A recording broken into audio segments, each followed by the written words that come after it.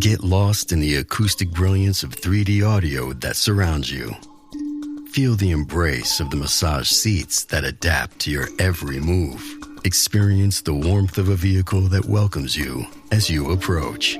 We could tell you what makes a Lincoln SUV so extraordinary, but don't take our word for it. Take it on a test drive at the Lincoln Summer Invitation with exclusive offers on now, only at your local Lincoln retailer.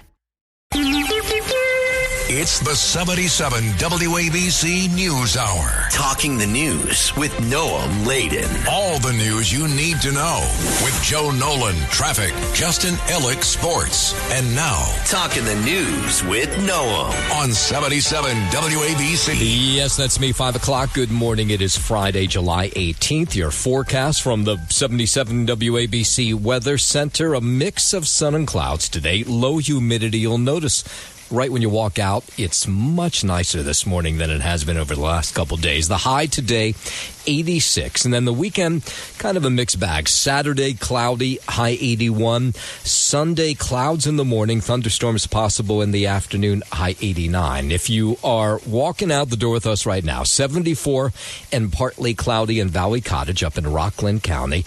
It's 77 and partly cloudy in Eatontown over in New Jersey. And it's 77 and clear right outside our Midtown studios. The top 5 at 5. Mayor Adams says Andrew Cuomo has a long list of failed policies. Why are so many locals being hit by lightning?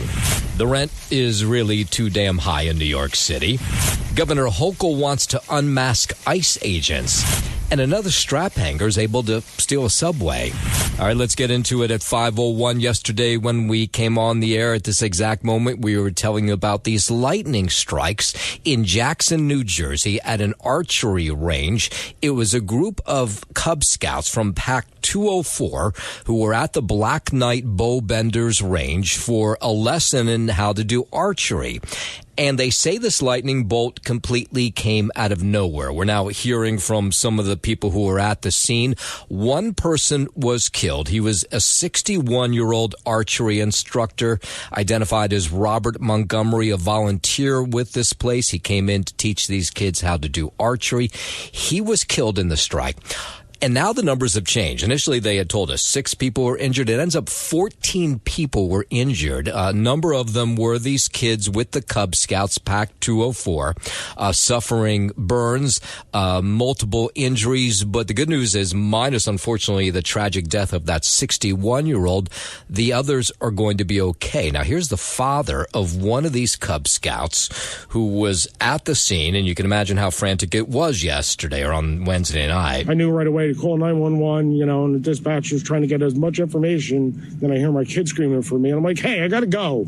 My kid's hurt. He was struck by lightning. Now, in his case, his kid had burn marks to the bottom of his feet, but he says otherwise he's okay. Of course, he's really frightened by what took place. He's 10 years old. Young Scouts recovering. An investigation underway into how all this happened, but it is essentially what investigation is. It's Mother Nature.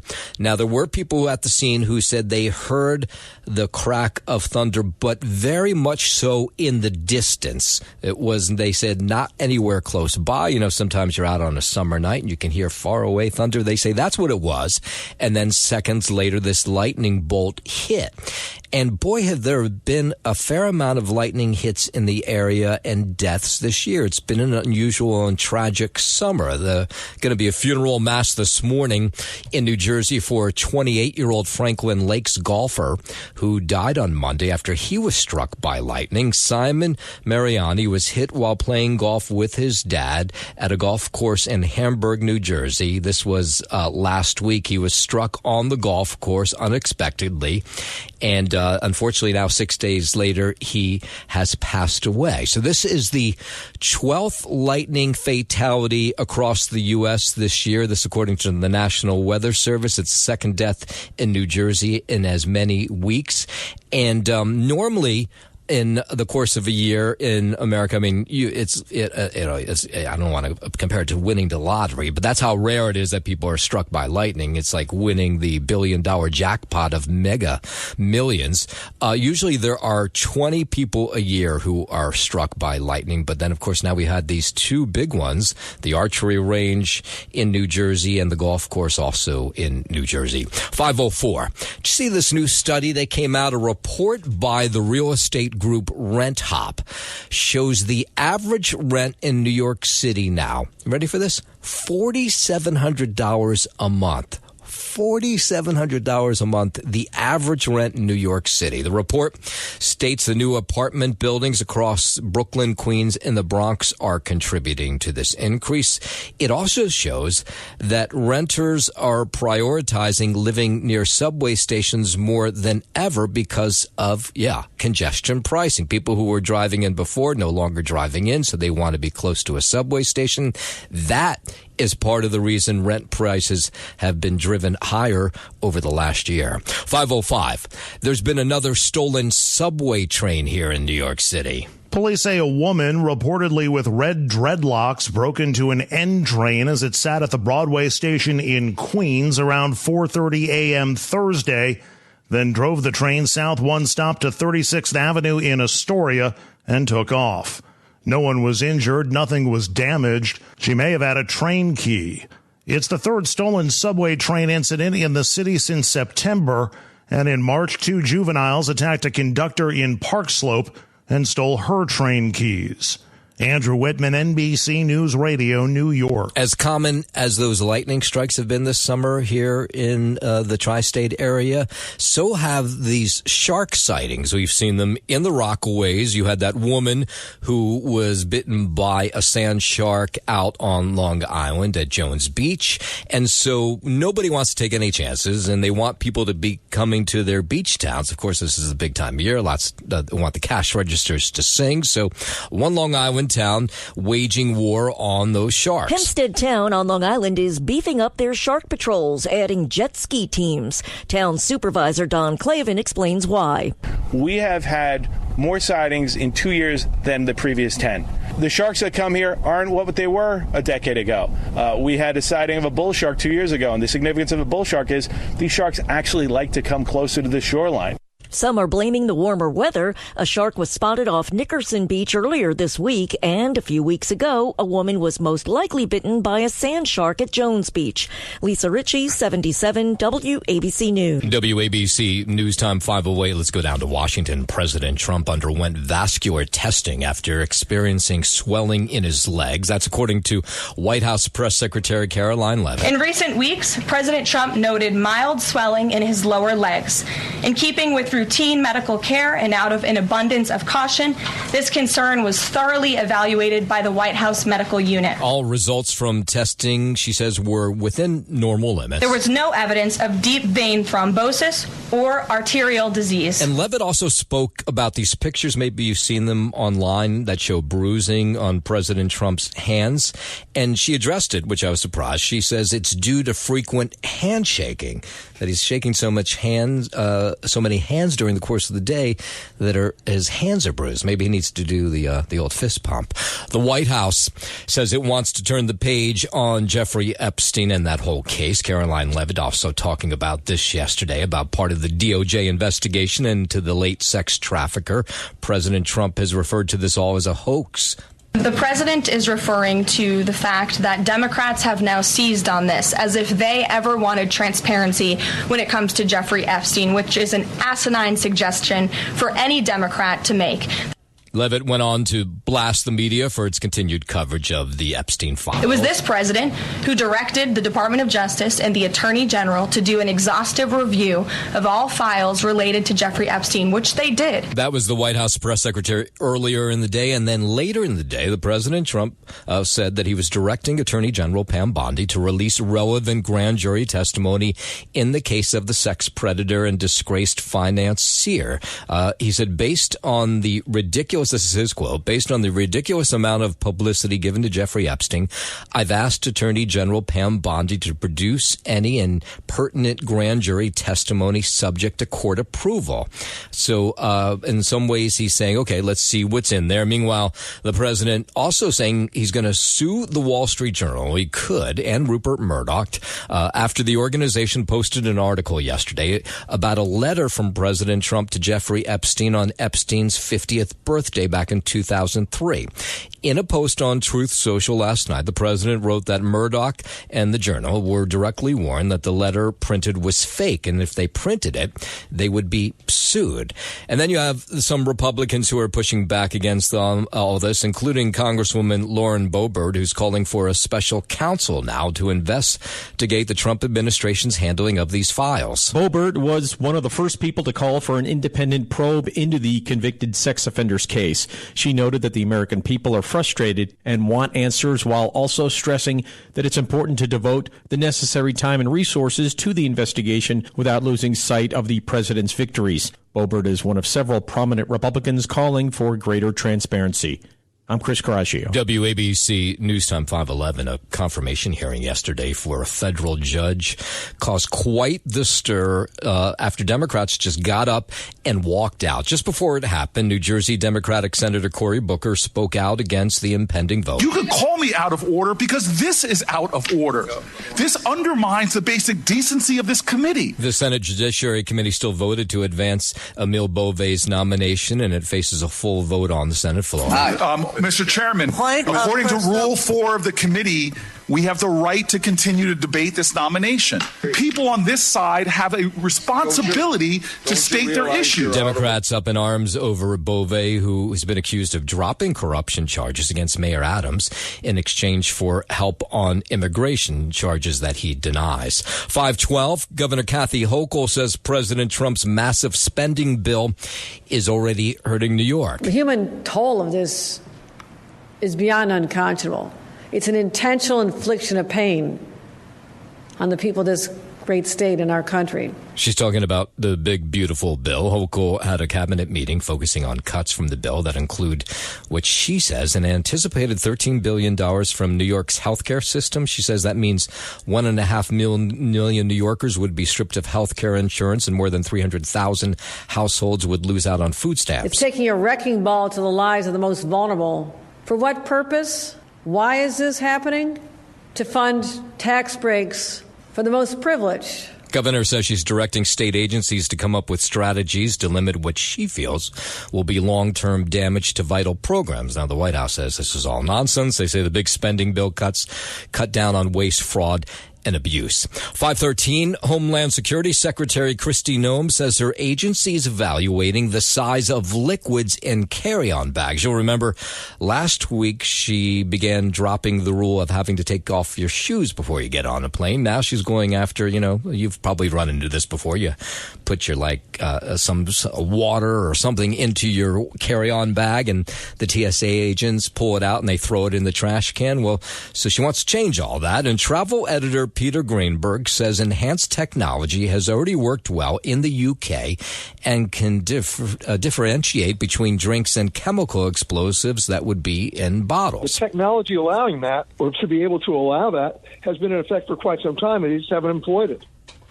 But because the TSA hasn't budgeted for the scanning technology or trained employees, this may not be implemented until 2027 at the earliest. If she says it's the next thing up, great, show me the money. And then get it installed. We're talking probably 2027 at the earliest. This new scanning technology can differentiate between your diet soda and a chemical explosive, which means you can take your lotions, your potions, your body lotion, your water bottles.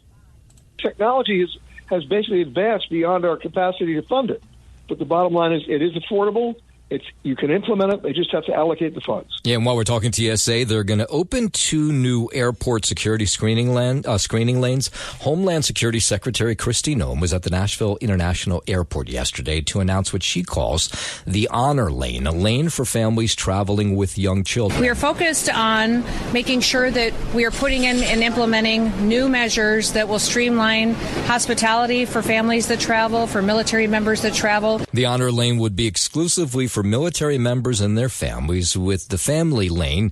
Noam says she could relate to all how difficult it can be to travel with kids, being a mother and a godmother herself. And what that honor lane does is that it implements a new policy that we're going to be putting across the country at all TSA security check lanes that honors our military men and women. All right. So all of it making it a little bit easier to get through the airport with all these TSA regulations. 5:15. Let's head over to the 77 WABC Sports Desk. Happy Friday. Good morning, Justin Ellick. Happy Friday. Good morning to you, Noam Layden.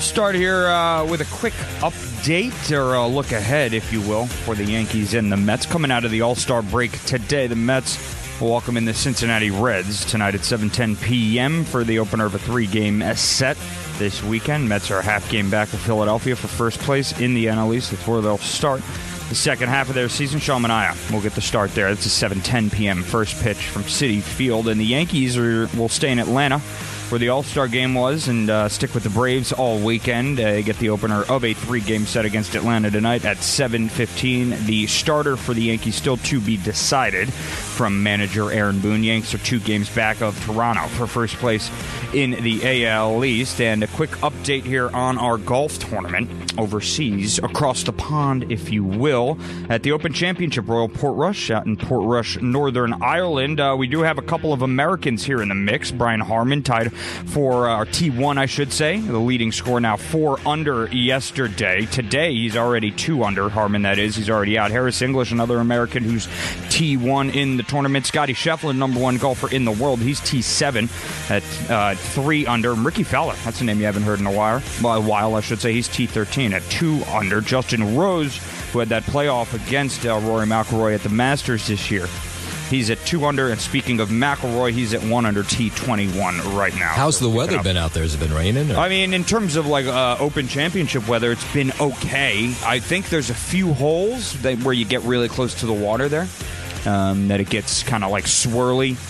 The winds, it's almost not like a tornado, but, in essence, I mean, you're getting whipped back and forth on a lot of these tee boxes. And then it gets to the point, too, where, putting, wind usually doesn't affect it until it gets to the point where you're sitting right on the ocean there, hanging off a cliff, and in Northern Ireland.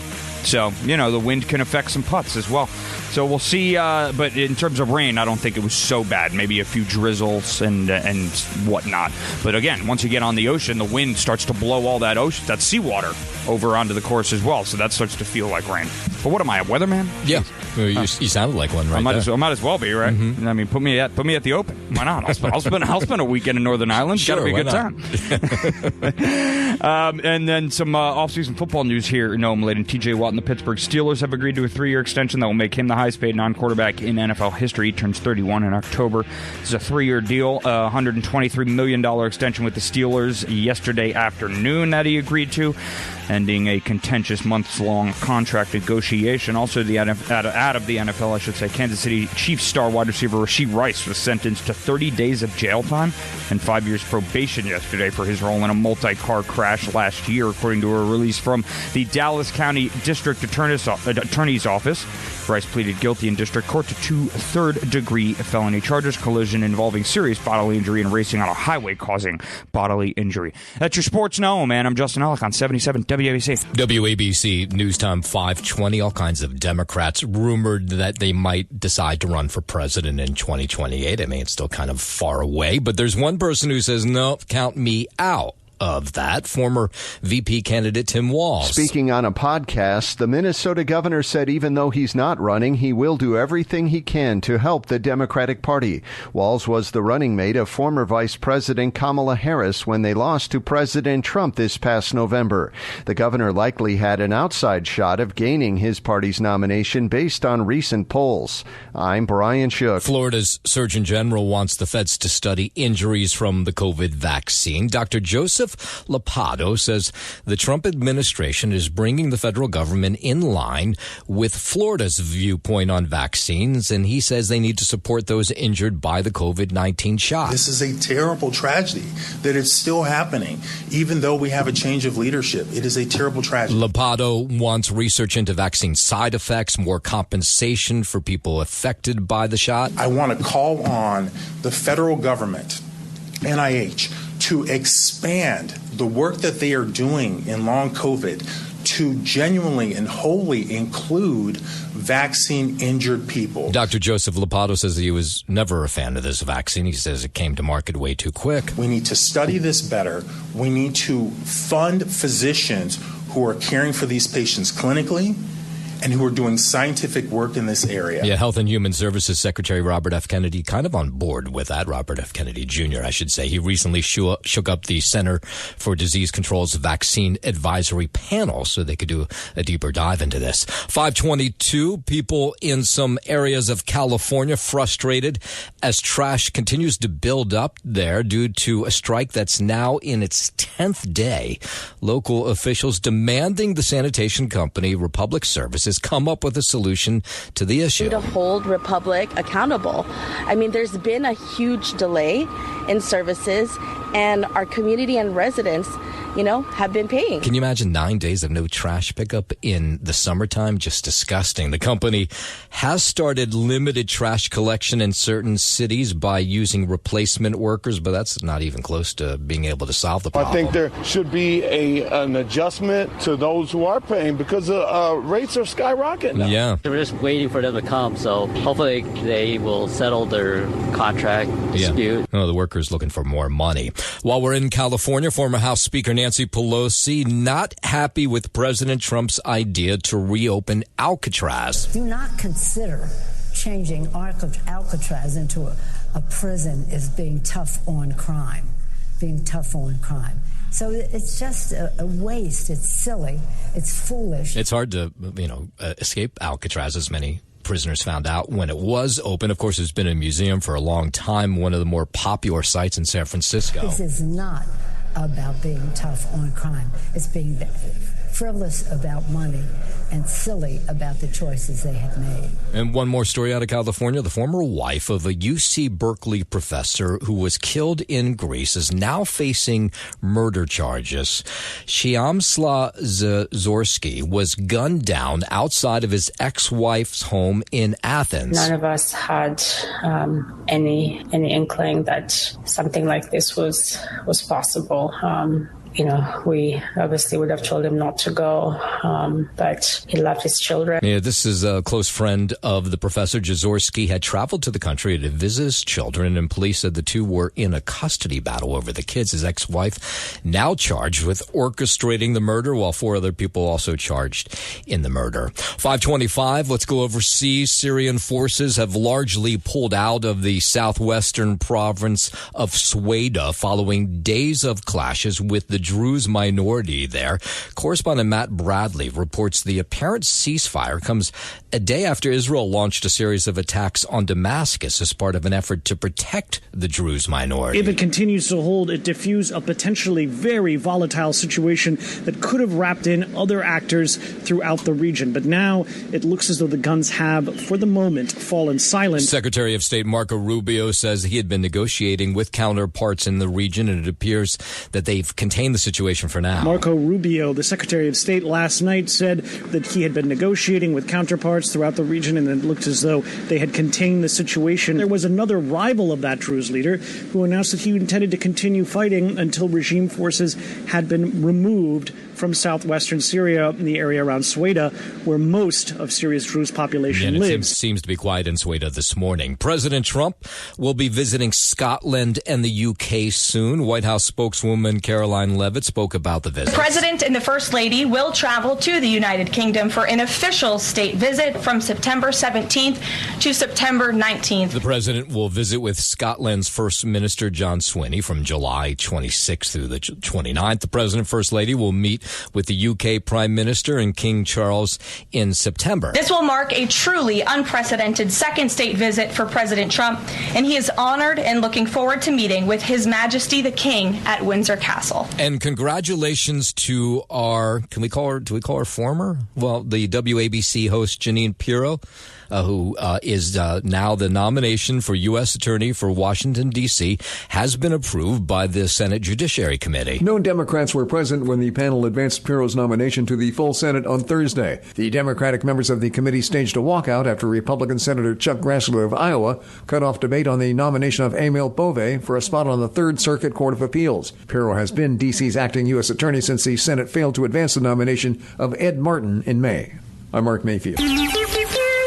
It's the 77 WABC News Hour. Talking the news with Noam Laden. All the news you need to know with Joe Nolan, traffic, Justin Ellick, sports. And now, Talking the news with Noam on 77 WABC. Yes, that's me. Good morning. It is Friday, July 18th. Your forecast from the 77 WABC Weather Center. A mix of sun and clouds today. You'll notice right away when you walk out the door, the humidity much lower today. The high 86.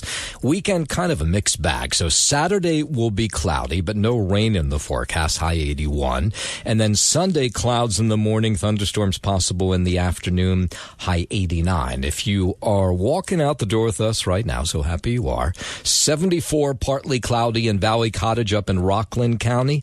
It's 77 and partly cloudy in Eatontown over in New Jersey, and 76 and clear right outside our Midtown studios. WABC News Time 5:39. We know the name of the 61-year-old instructor who was struck and killed by lightning at an archery range in Jackson, New Jersey on Wednesday night. His name is Robert Montgomery, and he had volunteered to teach a Cub Scout troop how to shoot bow and arrow at the Black Knight Bow Benders archery range. And that's when this lightning bolt seemed to come just completely out of nowhere. And the numbers are higher than what we were told yesterday. So he was killed. 14 others were injured, including some of the kids. And one of the fathers of one of those Cub Scout kids, he was speaking out yesterday. I hear thunder way off, but very faintly. And next, it just was a flash. I thought it was a bomb. Now, that was one of the people who was at the scene who says it really came out of nowhere. He said, look, we would have cleared the area if we thought there was a thunderstorm in the area, but the thunder, like a summer storm, seemed very far away. So Tom Copey was there with his son, Ryan, who was a Cub Scout. Ryan went off running, screaming because he was scared out of his mind being a 10-year-old kid. And I didn't know what happened at the time. I turn around and look, and there's bodies on the ground. Adults, kids, burns. And they run into action to help these individuals. EMTs race to the scene. He calls 911 as he realizes that his young son is among the injured. He's got second-degree burns on his foot. He's recuperating on the couch. Yeah, so this was the 12th lightning fatality across the country this year. There's a funeral mass this morning for another New Jersey person who was struck by lightning. This was a 28-year-old golfer who was hit by lightning back on July 8th and passed away this week. So you hear from the people who were at this scene at their archery range on Wednesday night, and they're, deeply sorry for the fact that this instructor was killed, but they realize this could have been even worse than it already was. He's still in shock. Anxiety's still up. I feel bad for him. I keep checking on him. No, Dad, I'm fine. Yeah, so when you look, there was a severe thunderstorm warning issued for the area Wednesday evening as they were out on this archery range, which is just really close to Great Adventure, the amusement park there. But they say it seemed far off in that clap of thunder. They heard, clap would even be describing it wrong. They said they heard thunder in the distance, didn't think too much about it. Of course, I think people will think a lot about it now after these two tragic strikes during the course of this summer already. 541, Newark Liberty International Airport going to undergo some major investments now. Republicans crediting President Trump's big, beautiful bill because it includes $12.5 billion to modernize air traffic control systems across the nation, including the one at Newark Airport, as airline officials and federal officials alike have said modernizing systems is critical to improving efficiencies and reducing delays. And it comes after one of Newark's main runways just reopened following renovations, and the FAA transitioned Newark to a new fiber optic network.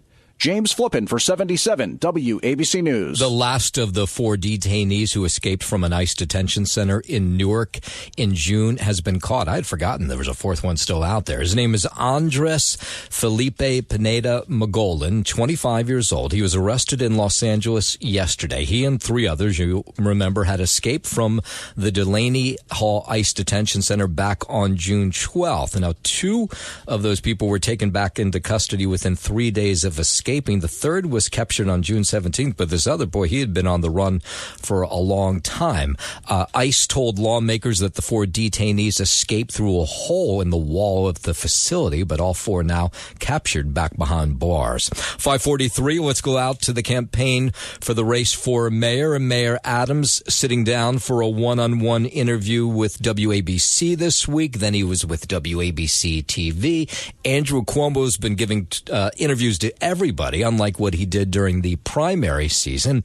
And here is Mayor Adams. He's upset that Andrew Cuomo has gotten back into the race. I knew it was going to be unusual, and I knew 6 months ago before the primary that Madani was going to win, and we put our entire plan to meet him in a general election. And sort of Andrew sort of complicated that in his normal way of doing things. Yeah, so he's not happy that he's back in. He also says that Andrew Cuomo shouldn't be in the race for all of his failed policies when he was governor. The economic engine of this city. This is not him, but anyway, he went on to complain about bail reform and other things, saying that that the governor doesn't deserve a chance to run New York City. And you had this Harris poll that came out this week that shows it's a tight race between the 3 candidates in the race, in a 4-way race.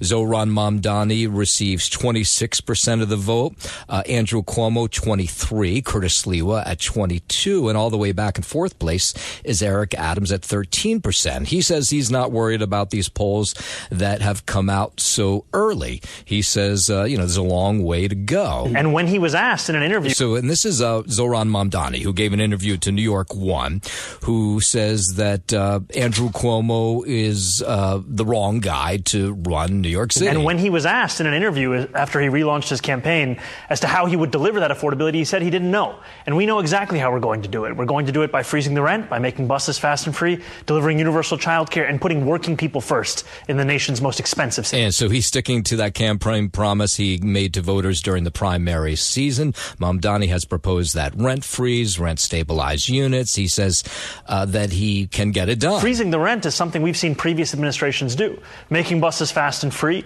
is something we've seen a pilot of that I helped to win in New York City. And delivering universal child care is something that could be done with the partnership, especially of a governor like the one we have today, who's been laser focused on the question of affordable child care. Yeah, well, this race will continue to be endlessly fascinating right up until November. Make sure you keep it here, 77 WABC, for the latest on it. 5:45, let's head over to the 77 WABC Sports Desk. Here's Justin Eller. Thank you, Noam Laden. Start here with a look ahead. Start of our second half of the MLB season tonight. The Mets open up their second half of the season with the Reds in town, Cincinnati, that is. 7:10 p.m. first pitch for Game 1 of 3 over the weekend between the Mets and the Reds. Sean and I will get the start tonight. They are a half game back, the Mets, that is, of Philadelphia for first place in the NL East. As for the Yankees, they didn't have to move very far. They're staying in Atlanta, where the All-Star game was over the break, to stick with the Braves. They got a date all weekend with the Atlanta Braves. Game 1 of 3 tonight, 7:15 p.m. The Yankees are 2 games back of Toronto for first place in the AL East. They've yet to name a starter for tonight. Quick check-in as well on the Open Championship at Royal Portrush Golf Club in Portrush, Northern Ireland. We do have a couple of Americans here in the mix. T1 are Brian Harmon, American, and Harris English, both at 4 under. That's your leading score today so far. Brian Harmon is 2 under so far today, so he has improved a bit. Scotty Scheffler, the number 1 golfer in the world, T7, at 3 under. And Ricky Fowler, haven't heard his name in a while in the mix. He's T13 at 2 under. Justin Rose, another notable name as well. He was in that playoff with McIlroy at the Masters this year. He's T13 at 2 under. And speaking of McIlroy, he is well in the mix. Man, it's cool watching him walk the course as well. And obviously being from Hollywood, Northern Ireland, McIlroy that is, he's got the entire congregation of fans there are pretty much rooting for him. Yeah, home field advantage, right? Yeah, big time for McIlroy. So he's clearly feeding off that. He had a solid round 1 at 1 under. So he'll go off today, well in the mix, T21. That is, actually, we do have some offseason NFL news to get to as well here. T.J. Watt, big day for him yesterday in the Pittsburgh Steelers. They have agreed to a 3-year extension that will make him the highest-paid non-quarterback in NFL history. He turns 31 in October, and he agreed to a 3-year, $123 million extension with the Steelers yesterday. That is your Sports Gnome, and I'm Justin Ellick on 77 WABC. WABC News Time 549. Let's go out to Long Island. Wild, terrible story. A man magnetically pulled into an MRI machine while wearing a metal chain. This was on Nassau County. It happened at the Nassau Open MRI on Old Country Road in Westbury. Detectives say the 61-year-old man walked into an MRI room while a scan was in progress and was drawn into the machine. The incident caused a medical episode, and the man was rushed to a local hospital in critical condition. People showing up at this office, as you might guess, freaked out by this. That really made me upset because that should never happen. The only thing I saw was Nassau County Police Department, ambulance, fire department. Yeah, Nassau County Police say the victim was not a patient, was there with someone else. Investigation ongoing. I made another appointment here, but I think I better reschedule it somewhere else. I think so. No, I didn't hear anything about that. They just said that the machine was broke. Yeah, people at other MRI centers across Long Island say that they normally have rigorous safety protocols in place to stop something like that happening. While we're out on Long Island, one Long Island town bolstering its shark patrols by having more of jet ski team patrols in the waters around beaches. Hempstead Town Supervisor Don Clavin says it comes after a shark was spotted off Nickerson Beach earlier this week, and weeks after that, woman was likely bitten by a sand shark on Jones Beach. We have had more sightings in 2 years than the previous 10. The sharks that come here aren't what they were a decade ago. We had a sighting of a bull shark 2 years ago, and the significance of a bull shark is these sharks actually like to come closer to the shoreline. Yeah, that's a little frightening. More than 200 lifeguards patrolling the beaches, along with drones and jet skis monitoring what's in the water. Up to Connecticut, what looks like an odd accident leading to the death of a young Connecticut man. Brandon Gamellon of Ridgefield, Connecticut, died Wednesday evening in South Salem. That's east of Katona and just west of the state line from Ridgefield. State police say the 18-year-old was trying to move a log splitter that had been delivered. The log splitter rolled down a hill and hit Gamellon. He was pronounced dead at the scene. Police are investigating but say it doesn't look like foul play.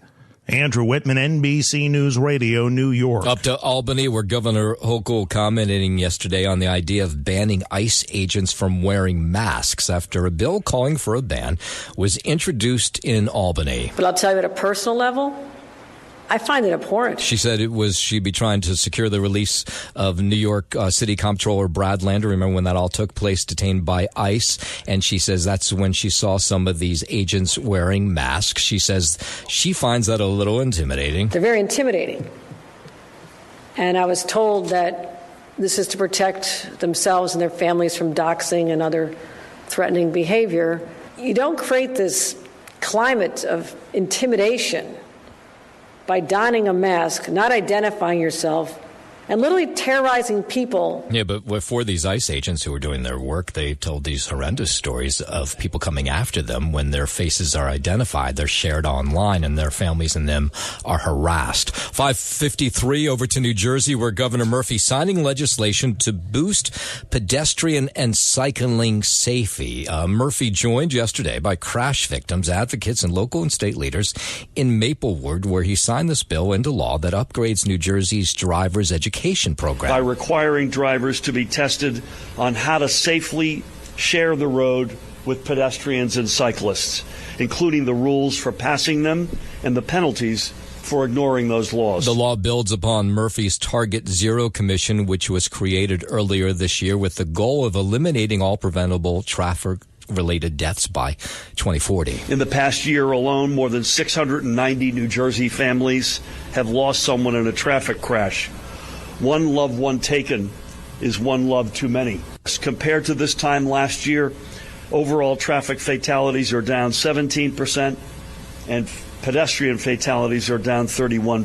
5:54, there were countless lives apparently saved in Monday night's deadly storms from first responders and from medics across the tri-state and beyond. And there was also a life saved by a pair of railroad maintenance guys. Paul Clogs and Barry Sanders work for Conrail.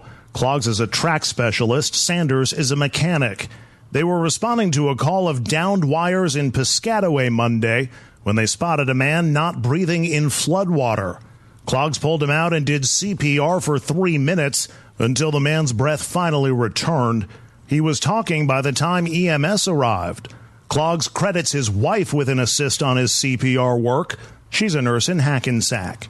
Andrew Whitman, NBC News Radio, New Jersey. In Williamsburg, Brooklyn, last night, it was the Our Lady of Mount Carmel annual festival where they do the Giglio lift. Have you ever seen this? This is really wild to see and worth seeing in person. The event is part of the parish's annual feast, which draws people from all over New York City. So there's this 7-story wooden tower known as the Giglio. It's raised and danced through the streets. There's 100 men who are lifters who hold this thing. And then on top of it, there's people, humans walking on this thing. It's wild to see. Something that our folks here wait for every year like it's Christmas. Yeah. It's so great to see so many people that live in the neighborhood, the new people, and all the people that come back every year to celebrate their faith, their family, their traditions, and their culture right here in Williamsburg. This year's lift holds some special meaning as the parish celebrates nearly 138 years of honoring tradition and the community that keeps it alive. I love celebrating this. Well, obviously came for the Giglio, but obviously I wanted to see Mount Carmel and Monsignor Posada, so we love coming to these things. Yeah, if you've never seen the lifting of the Giglio, it is a bucket list item here in New York. Let's find out what's happening on the Friday edition of Sid and Friends in the Morning from Justin Ellick. What do you mean? You know exactly what's happening. I do, but I have to sell it like I don't. We do have, you're going to be hearing a lot of the same voice today. Noam Laden will be just moving a few feet over here into the studio and kicking us off here in the way of filling in for a great Sydney Rosenberg on this Friday morning of... Thanks for listening to the News Hour with Noam Laden. You can hear the News Hour with Noam Laden weekday mornings at 5 on 77 WABC. If you like the podcast, share it with your friends and listen anytime at WABCRadio.com and download the WABC Radio app. Hit that subscribe button on all major podcast platforms. Plus, follow WABC on social on Instagram, TikTok, Facebook, and X. See you next time for a new episode, so you never have to wonder. What the heck is going on here?